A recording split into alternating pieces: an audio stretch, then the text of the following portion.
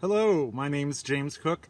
I'm with the University of Maine at Augusta, and I'm recording this video to discuss moral panics, where they come from, what they look like, and what their social significance might be. So, according to Goode and Ben-Yehuda, two theorists of moral panics, there are really 5 elements to a panic that make it a moral panic. The first is a heightened level of concern about an issue or a behavior, and something about its social consequences that bothers a society. This is often raised by a moral entrepreneur, someone who is pushing this moral panic, and we'll talk more about moral entrepreneurs in a minute. A second feature, though, is that usually there's some target. And one of the phrases in sociology that is used for this is a folk devil. This is not an actual literal devil, but it is someone who is represented in devilish terms, either a person or usually a group of people who have some kind of characteristic. And so you might want to think about who tends to be a target of these moral panics. Who are the folk devils? It's not usually just a randomly picked group, but tends to be a group that is disadvantaged in terms of resources or disadvantaged in terms of power, often seen as outsiders from a majority of members of a society. The third feature of a moral panic, after we think about heightened concern about something that's happening and its possible consequences, and a folk devil, that is a group of people who are blamed, is that there is a consensus that there's a real threat, and that threat is strong, and it is current, it is present. Clear and present danger may be something you've heard before. So, the fourth feature, and the thing that makes it a moral panic rather than a moral alert, is that the concern that is raised regarding this group of individuals, the folk devils, and the threat that they pose is disproportionate to the actual threat that exists in some measurable way, which seems to indicate that if you want to demonstrate a moral panic, you've got to be able to demonstrate empirically that the threat is not as extreme as it is communicated. And then the fifth and final element is that this is a volatile kind of cultural event. And it's a cultural event because it's a moral panic, right? If you remember your introduction to sociology class, you will recall that culture is about a set of beliefs, certainly, a set of practices, a set of objects, all of which involve some kind of idea of value. And sometimes those values are moral. That is an idea about what is good, what is bad, what should happen, what ought to happen, and what should or ought not to happen. So the volatile cultural nature of this is often reflecting a long-standing cultural value, but the vehemence of the perceived threat can seemingly come out of nowhere and often disappears very quickly as well. So that's the what of what a moral panic is. But that's really only the first question. Why does this happen? How does this happen? Those questions about the process of a moral panic are not yet addressed. So there are a few theories about what's going on. And Goode and Ben-Yehuda, who are theorizing what is a moral panic, also have some explanations about why that might be happening. And they have to do with culture, politics, and the idea of something called social construction. Social construction being this process by which people get together and they decide what the major divisions of society are, they decide what the boundaries are, they decide what threats there are. So for Goode and Ben-Yehuda, they can draw three different kinds of sources of a moral panic. And the first is some kind of real grassroots activity, a popular, genuine interest in this. And that's often what you see when something goes viral on the internet now that we have it. It is a feature that diffuses through social networks. And that is opposed to often, on the other hand, how moral panics can occur, and that is through distinct advocacy by interest groups. So these have money, they have power, they have resources, and they use it to push an idea that something, some behavior, someone, some group is a problem and needs to be addressed. So, if you think of genuine grassroots as being a bunch of people through talking about things with each other and discussing in their social networks, hearing things, spreading rumors, and having that rumor spread like wildfire, that is grassroots. That is honest grassroots. But there's a term called astroturf, which means fake grassroots. And often people can be manipulated through media, or sometimes even paid. There were demonstrators for the National Alliance of Smokers in the 1980s and 1990s who were paid by representatives of the tobacco industry to show up at demonstrations and have demonstrations for smokers' rights, and to try to start the idea of there being a social problem about elimination of freedom regarding smoking. So that's one distinction. Something else that an AstroTurf group can do is they can use stock photographs. They can pay staff to show up and ask questions or submit comments in a political process, to place individuals as pundits on talk shows, and to start pushing a particular point. A third idea, though, about where moral panics come from is from some social strain. Now, that can be an economic strain. It can be that people are having trouble economically getting by, and they feel this sense of stress, and they have a need to place blame for it. It can also be a kind of social strain that occurs due to intergroup conflict.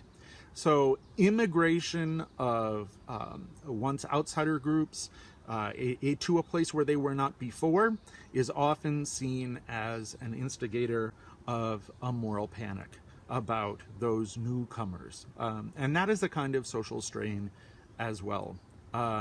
Changes in religious groups. So if a new religious group moves to town, or if there's an a-religious group that moves to a previously almost universally religious small town, that can provoke a moral panic coming out of a real underlying social strain, which is the strain of dealing with otherness, but one that can be, at least, quickly catapulted into a concern about something unwarranted about that other group. For instance, in the southern tier of the United States, in the 1980s, there was a group of what would then have been called Goths, kids who were black. They played Dungeons and Dragons. They didn't go to church, and they were seen as a folk devil. And their presence was an indication, according to church groups that were experiencing the social strain of declining church attendance, that there was a satanic force involved. And it was taken from the level of a metaphor to the level of an actual claim that these were kids who were satanic and were doing satanic worship. They actually weren't, but the consequence was real. Even though the moral panic was exaggerated, it didn't have an empirical basis, because those kids got beat up, their space got invaded, and trashed as a result. So that's one theory of moral panics. This other theory of moral panics comes from Howard Becker, who is an economist, actually, in the 1960s. He has outsider studies in the sociology of deviance. And Howard Becker talks about two kinds of actors. The first is a rule creator. It's a moral crusader, right? And who has a universalism about a target behavior. Universalism meaning that is just wrong, okay? Second, they can have benevolent motives. These are not people who are nefarious in their motives. They actually have a belief that they want to do well by the world. So they want to improve the world, and they see a way to do it. Often, a successful moral crusader who is talking about threats from outsider groups, right, which tend to be lower ranked groups in the social hierarchy, then tend to come, when they're successful, from upper echelons of society. So that adds credence to their moral advocacy, and it allows them to have their voice be amplified. These moral crusaders, right? The moral crusader is one kind of entrepreneur. And the focus of the crusade is often toward lower status groups who don't tend to have as much voice, who don't tend to have the same ability as that moral entrepreneur to take the stage and be listened to and heard in some legitimate way. So the moral crusader has the advantage of having a greater voice than those who are lower in status. There's an identification of expertise that comes through repeated speaking. That's another feature that Becker described for these moral crusaders. The moral crusaders are often becoming interested. You can notice them because they are interested in the ends rather than the means. They're not about process. However we need to do this, we need to get rid of the problem. That is an end goal. And if you can take a number of means to do that, whether that is speaking out against individuals, regulating them, limiting other individuals, doing something to those individuals who are members of groups, stigmatizing those groups, any of those means usually will be followed if they lead to that successful end that the moral crusader believes is important. There's a two-stage kind of idea. The first is that public awareness has to be raised, and other people have to know, and other people have to be told to get involved. So public awareness leads to involvement, and then some kind of change to rules, to policies that affect that group. So there are targeted policies that would move against a group. So it's usually a hostile action that is proposed against that group. It is seen by the group itself as threatening and discriminatory, but seen by the moral crusader as necessary in order to protect the safety, the security of some group. So that's the rule creator, the moral crusader, who is like a business entrepreneur, really hustling in order to get their product, which is in this case a claim about there being a social problem, to be heard by others, to be respected by others, and to be acted upon by others. High status moral crusaders more likely to succeed. Then there is this second stage that Howard Becker describes, and that is the one of rule enforcers. And so they tend to follow on after the moral crusaders. So their purpose is, once these new rules are put in place, if they are in a place, it is to enforce them. It is to make sure that these new rules are respected, that they are upheld in courts, that they are strengthened in some form of law. And for the moral crusaders, right, if they're entrepreneurs, you can think of this image of an entrepreneur. They're usually someone who is existing day to day through the fervor they create, through the communication they create, the energy they create in others. The rule enforcer, on the other hand, whose task is the enforcement of those new rules, usually is able to become an enforcer because the creation of these new rules, these new laws, these new policies create a position. And that position ends up justifying the enforcer's role because they have authority. So that leads to a shift, right? So if the moral crusader is a true believer, somebody who really believes that this panic, which is exaggerated, is a legitimate problem, and people have these kinds of exaggerated beliefs all the time, they are perhaps really effective in doing this, but they're quite sincere. Whereas the rule enforcers, because they end up occupying a powerful position, end up sometimes having a little bit more difficulty in terms of the sincerity of their beliefs, because there's this pressure to continue to justify their existence, right? How does somebody who gets into an office, a position, on the basis of the fervor of a moral panic that is volatile, right? Which means it's temporary. It flares up. People go wild about this. They create a position. There's this new authority. How does that authority figure continue to justify their existence? Well, they have to try to show that this thing that they got installed into power on the basis of is this actual real thing. And so they need to continue to show a continued need, which means that often these rule enforcers end up having a little bit of problem with truth. And the second thing that they're trying to do is they're trying to win respect. So in order to win respect, the respect often becomes the justification for enforcing the rules, because if you don't enforce the rules, you're not showing the position respect, you're not showing the rule respect. And now in this second stage, the rule itself becomes the reason to continue to carry this out. Once a rule is in place, the respect for the rule becomes the reason for the continuation of the rule. So that is Becker's theory of moral entrepreneurs, that it goes through these two stages. One that is cultural, that is taking place on an informal basis, and a second stage in which that is formalized and it leads to a different set of priorities. So there's a third kind of set of thoughts that is somewhat compatible with those other two, right? These are just different strains of thoughts. They're not necessarily opposing, and that is by put forward by Craig Reinarman and Harry Levine in regards to drug policy. This is a long career by Craig Reinarman of studying drug scares and noticing that drug use is constant throughout society, or at least it's always present.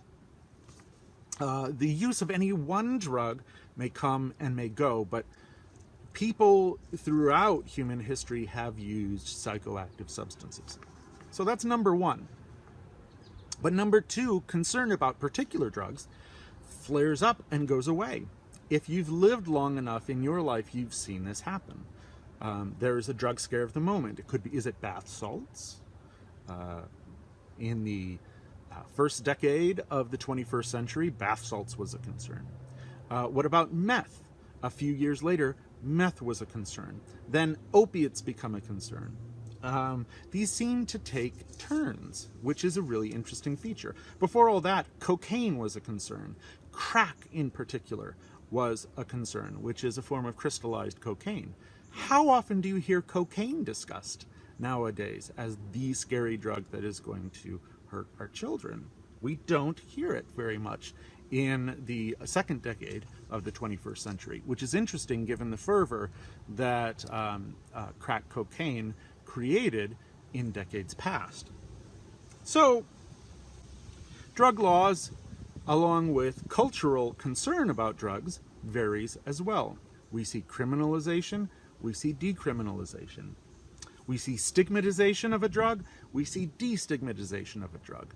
Marijuana, considered a low-life drug, becoming a drug quietly used by people in high status, and eventually becoming decriminalized in the current period. So, given that people use psychoactive substances all the time,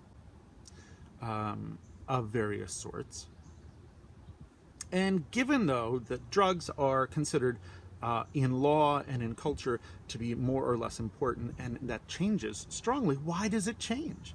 Reinarman says, well, the first thing you need to understand in his 6-step process construction of drugs as morally scary and bad, not just bad, but really scary, frightening, terrifying, is that there has to be some kind of kernel of truth.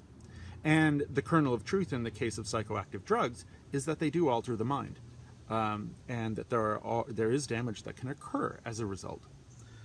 So the second thing that needs to happen, though, is media magnification. And this can happen if we think back to Joel Best's idea about claims. It can occur through typifying examples. It can be magnifying statistics, statistics that get often repeated even when they might not have justification. Then the third thing that happens, he goes into Becker and he says, well, moral entrepreneurs start to come forward. They start to get called on because media need experts. They don't just want to say these things themselves. They need to have someone come in and take the mantle of the expert. And when there's a need and there are enough people around, someone will take that spot. So the fifth is something you've heard before, the linking of drug use to a dangerous class of people, a dangerous group of people, a dangerous category of people, one that people are already afraid of.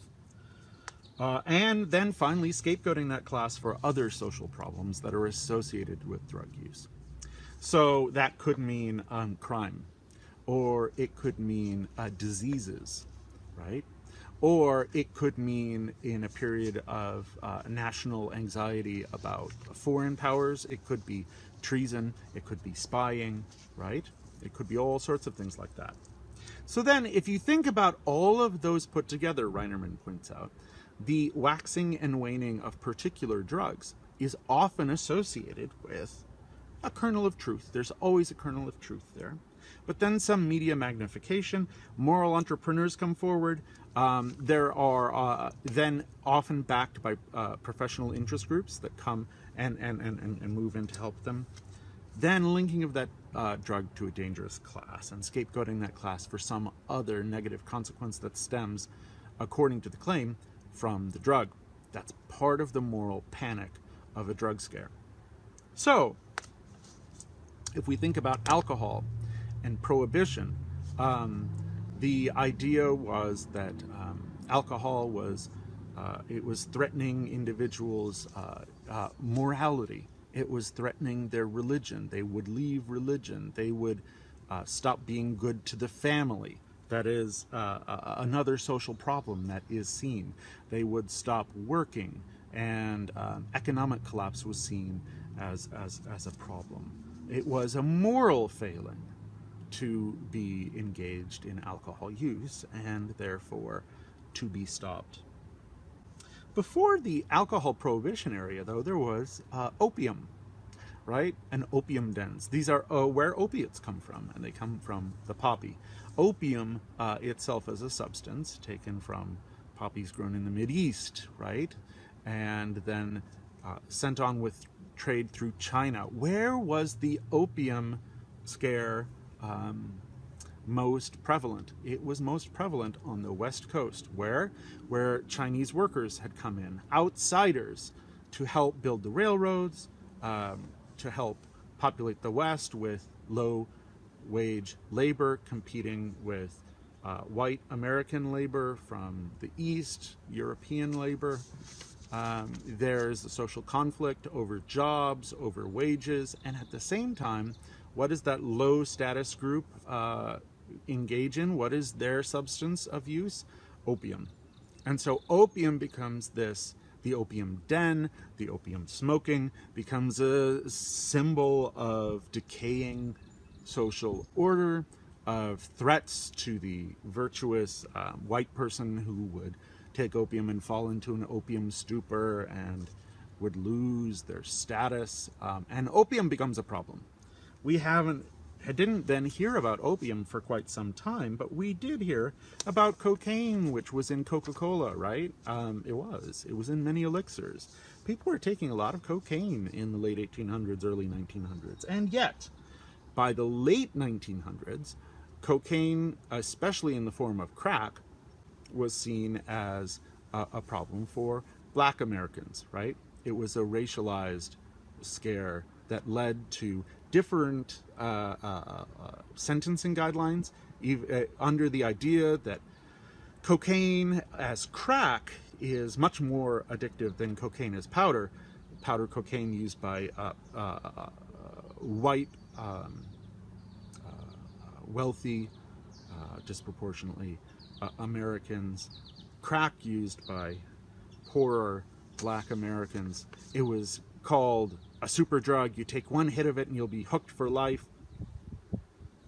And therefore, those who engage in that trade need to be punished, and punished hard, sentenced to life. No possibility of parole. It turns out that this was not true. Also, the creation of the idea of the crack baby, right? All these babies born to crack-addicted mothers. So then what about marijuana? Marijuana sounds dangerous, right? It did once upon a time. In the early 1900s, it was considered quite dangerous. In the current period, it is being decriminalized, and it's being called medical cannabis. It's given a new name, right? So, and in that status, it is being used by relatively affluent white Americans as a legitimizing substance, or the substance is being legitimized slowly across the country. But in the 20th century, the word marijuana was used, and marijuana is a Spanish name. It was associated by Harry J Anslinger, who was commissioner of the Federal Bureau of Narcotics from 1930 to 1962. 32 years as a rule enforcer, and in all these many years before 1930 as a moral entrepreneur, a rule creator. He created a position for himself and then sat in it for 32 years as the commissioner of the Federal Bureau of Narcotics. And he said, of marijuana, there are 100,000 total marijuana smokers in the United States, quote, and most are, in his words, Negroes, Hispanics, Filipinos, and entertainers. Their satanic music, jazz, and swing result from marijuana usage, end quote. So what does that do? It's exactly what Reinarman's talking about. It says, okay, first of all, there's a lot of them out there. Second, most of them are Negroes, Hispanics, Filipinos, and entertainers. So Negroes, right, black Americans, a less powerful group that is at that period moving north. Hispanics from the American South. Hispanics moving from across the border into the United States and seen as a threat to white Americans' jobs. Filipinos emigrating to the United States after colonialization of the Philippines by the United States after a war with Spain, taking control there, and entertainers who are low status at the time with their satanic music. So there's a religious threat. Quote, jazz and swing, the music of other ethnic groups, and it's resulting from marijuana usage. So that is a threat. So he had a career on the lecture circuit, and he had a career as a pundit in Hearst newspapers, which was a newspaper chain in the United States that was quite significant, that led to the creation of the Federal Bureau of Narcotics to handle drugs, especially marijuana, in the 1930s, and he sat there as a rule enforcer for 32 years. Once he takes that position, his continued power becomes dependent upon continued United States position that these drugs are dangerous. They need to be scheduled. They need to be made illegal. So this is one example of successful moral panic turning into social problem success. The change of policy and the installation of policy that changed American politics for generations. Today, that Federal Bureau of Narcotics has not gone away. It has simply changed its name. It is known as the U.S. Office of National Drug Control Policy, and it is the source of the famous video, "This Is Your Brain on Drugs," which shows an attractive young woman in a tank top taking a cast iron skillet and smashing up an apartment. It was shown in research. It was made by the Office of National Drug Control Policy to make drugs seem less attractive, but it was shown in research to have the opposite effect. People said, wow, that's pretty cool.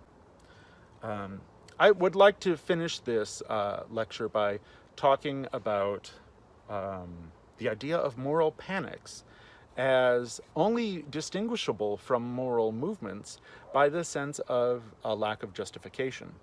And the sense of a lack of justification is often subjective, and it is created by the victors, or and the tale told by the vanquished, those who are in this lower status group, is often not heard.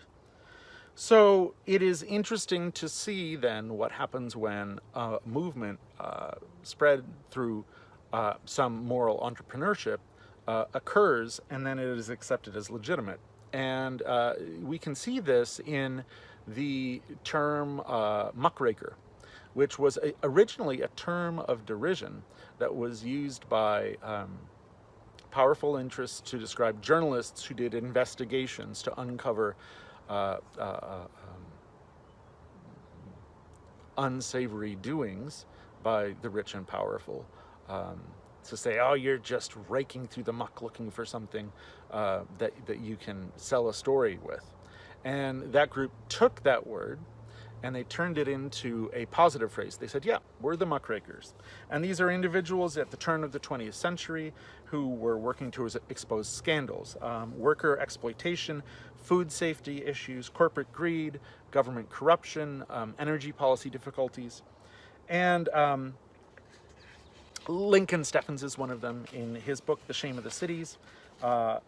And also published in McClure magazine, he's talking about the alliance of government with large businesses. Ida Tarbell is doing the same in her exposure in McClure as well. Corruption in Standard Oil and government corruption put forward by Standard Oil. Upton Sinclair, he wrote this book called The Jungle, and initially his goal was to expose working conditions in meatpacking plants. But the detail that the American public got upset about was what was in their food while workers were being abused. And so it came to be known as a food safety, a piece of investigation. And his book was so successful in that regard that it resulted in the Meat Inspection Act of 1906 and the Pure Food and Drug Act, which was a precursor to the Food and Drug Administration. It did not lead as successfully to Upton Sinclair's initial goal, which was changing labor laws. So those muckrakers became successful because they were able to use typifying examples, they were able to tell stories, they were able to actually, in their cases, expose the negative doings not of a lower status group, but of a higher status group against a lower status group. And that's a kind of activity. It certainly was moral crusader. It certainly was moral entrepreneurship. Those individuals became famous as a result of their work, and that became their entire career as moral crusaders. But it doesn't fit the role of social status of upper class individuals or advantaged individuals using claims of danger against lower status individuals. Instead, the muckrakers turn it on its head, which complicates the idea of what a moral movement is. And to think about that in social problems work becomes really important, because then you have to think, how is it that these individuals were able to get their claims heard even though they were struggling against very powerful entrenched interests of their time?